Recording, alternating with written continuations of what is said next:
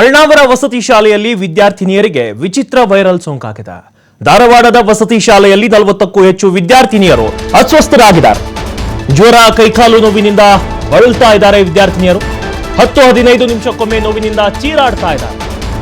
8 ವಿದ್ಯಾರ್ಥಿನಿಯರಿಗೆ ಧಾರವಾಡ ಜಿಲ್ಲಾಸ್ಪತ್ರೆಯಲ್ಲಿ ಚಿಕಿತ್ಸೆಯನ್ನ ಕೊಡಲಾಗ್ತಾ ಇದೆ. ಇನ್ನು ಉಳಿದಂತಹ ಮಕ್ಕಳಿಗೆ ಧಾರವಾಡ, ಹಳಿಯಾಳ ಹಾಗೂ ಖಾಸಗಿ ಆಸ್ಪತ್ರೆಯಲ್ಲಿ ಚಿಕಿತ್ಸೆಯನ್ನ ಕೊಡಲಾಗ್ತಾ ಇದೆ. 10-15 ನಿಮಿಷಕ್ಕೊಮ್ಮೆ ನೋವಿನಿಂದ ಚೀರಾಡ್ತಾ ಇದ್ದಾರೆ ವಿದ್ಯಾರ್ಥಿನಿಯರು. 8 ವಿದ್ಯಾರ್ಥಿನಿಯರಿಗೆ ಧಾರವಾಡ ಜಿಲ್ಲಾಸ್ಪತ್ರೆಯಲ್ಲಿ ಚಿಕಿತ್ಸೆಯನ್ನ ಕೊಡಲಾಗ್ತಾ ಇದೆ.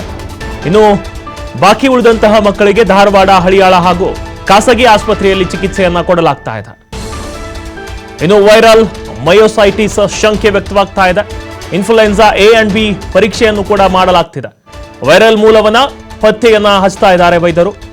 ಈ ರೀತಿ ಆಗದಕ್ಕೆ ಪೋಷಕರಲ್ಲಿ ಆತಂಕ ಕೂಡ ಹೆಚ್ಚಾಗುತ್ತೆ. ವೈರಲ್ ಮಯೋಸೈಟಿಸ್ ಅಂದ್ರೆ ಇದು ಒಂಥರ ಸ್ನಾಯುಗಳಲ್ಲಿ ಊತ ಬರುತ್ತೆ, ಉರಿಯೂತವನ್ನ ಉಂಟು ಮಾಡುವಂತಹ ಒಂಥರ ವೈರಲ್ ಸೋಂಕಾಗಿದೆ. ಇದೇನ್ ಮಾಡುತ್ತೆ ಅಂದ್ರೆ ದೇಹದ ಆಸ್ತಿಪಂಜರವನ್ನ ಸ್ನಾಯುಗಳ ಮೇಲೆ ಪರಿಣಾಮ ಬೀರುತ್ತೆ. ಆಮೇಲೆ ಇಮ್ಯೂನ್ ಸಿಸ್ಟಮ್ ಏನಿರುತ್ತೆ ಅದ್ರ ಮೇಲೆ ಡೈರೆಕ್ಟ್ ಆಗಿ ಹಾನಿಯನ್ನು ಮಾಡುತ್ತೆ. ಸೊ ಈ ವೈರಲ್ ಸೋಂಕಿನಿಂದ ಬಹಳಷ್ಟು ವಿದ್ಯಾರ್ಥಿನಿಯರು ಇದೀಗ ನರಳಾಡ್ತಾ ಇದ್ದಾರೆ.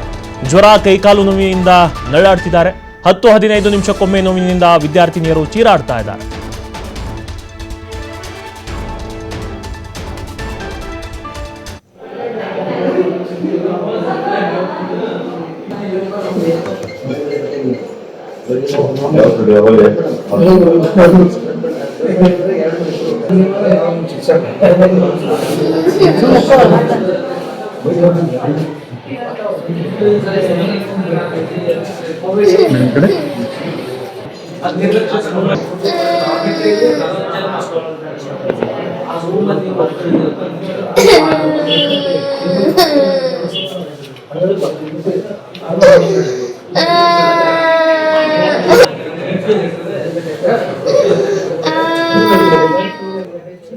ಇದರ ಬಗ್ಗೆ ಹೆಚ್ಚಿನ ಮಾಹಿತಿಯನ್ನು ನೀಡ್ತಾರೆ ನಮ್ಮ ಪ್ರತಿನಿಧಿ ಉಮೇಶ್. ದೂರವಾಣಿ ಸಂಪರ್ಕಕ್ಕೆ ಜಾಯ್ನ್ ಆಗ್ತಿದ್ದಾರೆ. ಎಸ್ ಉಮೇಶ್, ಏನಿದು ಧಾರವಾಡದಲ್ಲಿ ವಸತಿ ಶಾಲೆಯಲ್ಲಿ ವಿದ್ಯಾರ್ಥಿನಿಯರು ನರಳಾಡ್ತಿದ್ದಾರೆ ಸ್ನಾಯು ನೋವಿನಿಂದ, ಯಾವುದಕ್ಕೆ ಈ ರೀತಿ ಆಗಿದೆ ಅಂತೆ ವೈದ್ಯರು ಸದ್ಯ ಏನ್ ಹೇಳ್ತಾರೆ? ಸದ್ಯ ವಿದ್ಯಾರ್ಥಿನಿಯರ ಪರಿಸ್ಥಿತಿ ಯಾವ ರೀತಿ ಇದೆ ಉಮೇಶ್? ಧಾರವಾಡ ಜಿಲ್ಲೆಯ ಅಳವಾರ ಪಟ್ಟಣದ ಖಾಸಗಿ ವಿದ್ಯಾರ್ಥಿಗಳಲ್ಲಿ ಒಂದು ವಿಚಿತ್ರ ಜ್ವರ ಒಂದು ಕಾಣಿಸಿಕೊಂಡಿದೆ. ಇದರಲ್ಲಿ ಪೋಷಕರು ಕೂಡ ಸಾಕಷ್ಟು ಆತಂಕಗೊಂಡಿದ್ದಾರೆ. ಏನು ಅಳವಾರ ಪಟ್ಟಣದ ಖಾಸಗಿ ಒಂದು ಶಾಲೆಯ ಹಾಸ್ಟೆಲ್ ಒಂದರಲ್ಲಿ 40ಕ್ಕೂ ಹೆಚ್ಚು ಮಕ್ಕಳಿಗೆ ಈ ರೀತಿ ಒಂದು ಜ್ವರ, ವಿಚಿತ್ರ ಜ್ವರ ಒಂದು ಕಾಯಿಲೆ ಕೂಡ ಸಿಕ್ಕಿದಂತು.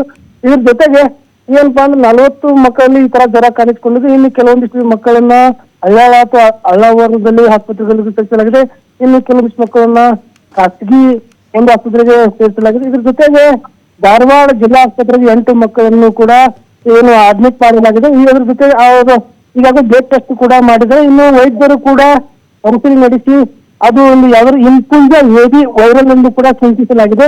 ಈಗ ಮತ್ತು ಆ ಬಾಲಕರ ಈ ಆರೋಗ್ಯ ವಿಚಾರವಾಗಿ 10-15 ನಿಮಿಷದ ನಂತರ ಮಕ್ಕಳು ತಾವೇ ಚೀರಾಟ ಆರಂಭಿಸ್ತಾರೆ. ಕೈ ಕಾಲು ಮುಟ್ಟಿದ್ರು ಕೂಡ ಯಾವುದೇ ರೀತಿ ತೊಂದರೆ ಅನುಭವಿಸ್ತಾರೆ. ಈ ಕಾಯಿಲೆಯನ್ನು ನೋಡಿದ್ರೆ ಡಾಕ್ಟರ್ ಕೂಡ ಸದ್ಯದಲ್ಲಿ ಕಡಿಮೆ ಆಗುವಂತ ಪರಿಸ್ಥಿತಿ ಅಂತ ಅವ್ರು ಹೇಳಿದ್ರು ಕೂಡ ಮಕ್ಕಳು ಚೀರಾಟ ನೋಡಿದರೆ ಬಾಲಕರಲ್ಲಿ ಕೂಡ ಆತಂಕ ಮೂಡಿದೆ. ಮತ್ತೆ ಥ್ಯಾಂಕ್ ಯು ಉಮೇಶ್ ತಮ್ಮೆಲ್ಲ ಮಾಹಿತಿಗಾಗಿ.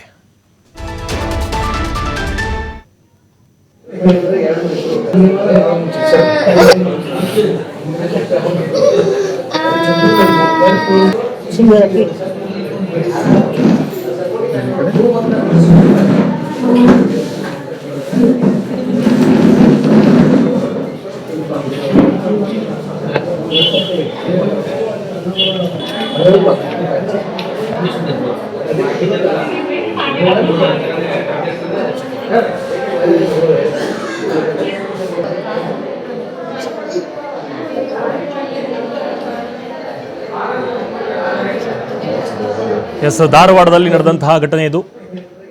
ಚಿಕಿತ್ಸೆಯನ್ನು ನೀಡಲಾಗ್ತಾ ಇದೆ. ಒಂಥರ ವೈರಲ್ ಸೋಂಕು ಬಂದಿದೆ. ಸಡನ್ ಆಗಿ 10-15 ನಿಮಿಷಕ್ಕೊಮ್ಮೆ ನೋವಿನಿಂದ ವಿದ್ಯಾರ್ಥಿನಿಯರು ಚೀರಾಡ್ತಾ ಇದ್ದಾರೆ. ಇದು ಯಾವ ಥರ ವೈರಲ್ ಅಂತ ಇದೀಗ ವೈದ್ಯರು ಕೂಡ ಪರೀಕ್ಷೆಯನ್ನು ಮಾಡ್ತಾ ಇದ್ದಾರೆ. ಜಿಲ್ಲಾಸ್ಪತ್ರೆಯಲ್ಲಿ ಚಿಕಿತ್ಸೆ ಕೂಡ ನಡೀತಾ ಇದೆ. ಒಂದಿಷ್ಟು ಜನನನ್ನ ಜಿಲ್ಲಾಸ್ಪತ್ರೆಯಲ್ಲಿ ಚಿಕಿತ್ಸೆಯನ್ನು ಕೊಡಲಾಗ್ತಾ ಇದೆ. ಇನ್ನೊಂದಷ್ಟು ಉಳಿದಂತಹ ಮಕ್ಕಳಿಗೆ ಧಾರವಾಡ, ಹಳಿಯಾಳ ಹಾಗೂ ಖಾಸಗಿ ಆಸ್ಪತ್ರೆಯಲ್ಲಿ ಚಿಕಿತ್ಸೆಯನ್ನು ಮುಂದುವರಿಸಲಾಗಿದೆ. ಇದು ವೈರಲ್ ಮಯೋಸೈಟಿಸ್ ಅನ್ನೋದು ಕೂಡ ಶಂಕೆ ವ್ಯಕ್ತವಾಗ್ತಾ ಇದೆ. ಈ ವೈರಲ್ ಮಯೋಸೈಟಿಸ್ ಅಂತ ಅಂದ್ರೆ ಸ್ನಾಯುದಲ್ಲಿ ಉರಿಯೂತ ಬರುತ್ತೆ, ಇಮ್ಯೂನ್ ಸಿಸ್ಟಮ್ ಮೇಲೆ ಡೈರೆಕ್ಟ್ ಆಗಿ ದಾಳಿ ಮಾಡುತ್ತೆ. ಇದರಿಂದ ಅಸ್ಥಿಪಂಜರ ಏನಿದೆ, ನಮ್ಮ ನರಗಳ ಮೇಲೆ ಏನಿದೆ, ಇಮ್ಯೂನ್ ಸಿಸ್ಟಮ್ ಕಡಿಮೆ ಆಗಿ ಉರಿಯೂತ ಆಗುತ್ತೆ. ಆಮೇಲೆ ಸೇಮ್ ಸ್ನಾಯುದಲ್ಲಿ ಸೆಳೆತ ಉಂಟಾಗಿ ಬಹಳಷ್ಟು ನೋವಾಗುತ್ತೆ. ಪಾಪ ಇನ್ನು ಚಿಕ್ಕ ಮಕ್ಕಳು ಅವರು ಈ ನೋವನ್ನು ತಡೆದುಕೊಳ್ಳೋಕೆ ಅವ್ರ ಕೈಯಲ್ಲಿ ಆಗಲ್ಲ. ಸೊ 10 ರಿಂದ 15 ನಿಮಿಷಕ್ಕೊಮ್ಮೆ ಅವರು ಚೀರಾಟವನ್ನು ಮಾಡ್ತಿದ್ದಾರಂತೆ. ಇದೀಗ ವೈದ್ಯರು ಕೂಡ ಚಿಕಿತ್ಸೆಯನ್ನ ಮುಂದುವರಿಸಿದ್ದಾರೆ. ಬಟ್ ಈ ವೈರಲ್ ಮಯೋಸೈಟಿಸ್ ಏನಿದೆ, ಇದಕ್ಕೆ ಸಪರೇಟ್ ಇದಕ್ಕೆ ಆದಂತಹ ಯಾವುದೇ ಕೂಡ ಮದ್ದಿಲ್ಲ. ಬೇರೆ ಬೇರೆ ಏನು ಕಾಯಿಲೆಗಳಿರುತ್ತವೆ ಅವುಗಳನ್ನ ಒಗ್ಗೂಡಿಸಿಕೊಂಡು ವೈದ್ಯರು ಮುಂದಾಲೋಚನೆಗಳನ್ನ ತೆಗೆದುಕೊಂಡು ಅವರು ಇದಕ್ಕೆ ಟ್ರೀಟ್ ಮಾಡ್ತಾರೆ. ಇದೀಗ ಇನ್ಫ್ಲುಯೆನ್ಸಾ ಎ ಅಂಡ್ ಬಿ ಪರೀಕ್ಷೆಯನ್ನು ಕೂಡ ಮಾಡಲಾಗ್ತಿದೆ ಅಂತೆ. ಈ ವೈರಲ್ ಮೂಲ ಯಾವ ರೀತಿ ಆಯಿತು, ಯಾವ ರೀತಿ ವೈರಲ್ ಬಂತು ಅನ್ನೋದನ್ನು ಕೂಡ ಪತ್ತೆಯನ್ನ ಮಾಡ್ತಾ ಇದ್ದಾರೆ ವೈದ್ಯರು. ಬಟ್ ಈ ರೀತಿ ಆದಾಗ ಪೋಷಕರಲ್ಲಿ ಬಹಳಷ್ಟು ಆತಂಕ ಆಗುತ್ತೆ. ಏನೋ ಓದ್ಲಿ ಅಂತ ಹಾಸ್ಟೆಲ್ಗಳಲ್ಲಿ ಇಟ್ಟಿರ್ತಾರೆ, ಬಟ್ ಸಡನ್ ಆಗಿ ಎಲ್ರಿಗೂ ಕೂಡ ಈ ಸೋಂಕು ಒಬ್ಬರಿಂದ ಒಬ್ಬರಿಗೆ ಹರಡಿದಾಗ ಬಹಳಷ್ಟು ಆತಂಕ ಆಗುತ್ತೆ. ಆಮೇಲೆ ಇದು ಯಾವುದಂತ ಕಾಯಿಲೆ ಅಂತ ಇನ್ನೂ ಕೂಡ ದೃಢವಾಗಿಲ್ಲ. ಬಟ್ ಲಕ್ಷಣಗಳನ್ನು ನೋಡಿದ್ರೆ ಇದೊಂದು ಒಂಥರ ವೈರಲ್ ಆಗಿದೆ. ಇದನ್ನ ವೈರಲ್ ಮಯೋಸೈಟಿಸ್ ಅಂತ ಕೂಡ ಕರೀತಾರೆ. ಆ ಒಂದು ಶಂಕೆಯನ್ನ ವೈದ್ಯರು ಕೂಡ ವ್ಯಕ್ತಪಡಿಸಿದ್ದಾರೆ. ಇನ್ಫ್ಲುಯೆನ್ಸಾ ಎ ಅಂಡ್ ಬಿ ಅನ್ನೋ ಪರೀಕ್ಷೆಯನ್ನು ಕೂಡ ಮಾಡ್ತಿದ್ದಾರೆ. ಈ ಒಂದು ಪರೀಕ್ಷೆ ಮಾಡಿದ ಮೇಲೆ ಈ ಒಂದು ಸೋಂಕು ಇದೆ ಅನ್ನೋದು ದೃಢವಾಗುತ್ತೆ. ದೃಢ ಆದ್ಮೇಲೆ ಇದಕ್ಕೆ ಆದಂತಹ ಚಿಕಿತ್ಸೆ ಇಲ್ಲ. ಬಟ್ ವೈದ್ಯರು ಯಾವ ರೀತಿ ಮಕ್ಕಳನ್ನ ಟ್ರೀಟ್ ಮಾಡ್ತಾರೆ ಅನ್ನೋದನ್ನ ನೋಡಬೇಕಾಗಿದೆ. ಸದ್ಯ ಜಿಲ್ಲಾಸ್ಪತ್ರೆಯಲ್ಲಿ ಚಿಕಿತ್ಸೆಯನ್ನು ಮಾಡಲಾಗ್ತಿದೆ 8 ವಿದ್ಯಾರ್ಥಿನಿಯರಿಗೆ. ಉಳಿದಂತಹ ಮಕ್ಕಳನ್ನ ಧಾರವಾಡ, ಹಳಿಯಾಳ ಹಾಗೂ ಖಾಸಗಿ ಆಸ್ಪತ್ರೆಯಲ್ಲಿ ಚಿಕಿತ್ಸೆಯನ್ನ ಮಾಡಲಾಗ್ತಿದೆ. ಯಾಕಂತಂದ್ರೆ ಇದು ಒಂಥರ ವೈರಲ್ ಸೋಂಕು. ವಿದ್ಯಾರ್ಥಿನಿಯರು 10-15 ನಿಮಿಷಕ್ಕೊಮ್ಮೆ ಚೀರ್ತಾರಂತೆ, ಸ್ನಾಯು ಸೆಳೆತ ಆಗ್ತಿದೆ ಅಂತೆ, ಬಹಳಷ್ಟು ನೋವಾಗ್ತಿದೆ ಅಂತೆ. ಸೊ ಶಾಲೆಯಲ್ಲಿ 40ಕ್ಕೂ ಹೆಚ್ಚು ವಿದ್ಯಾರ್ಥಿನಿಯರು ಅಸ್ವಸ್ಥವಾಗಿರುವಂತಹ ಘಟನೆ ಇದು.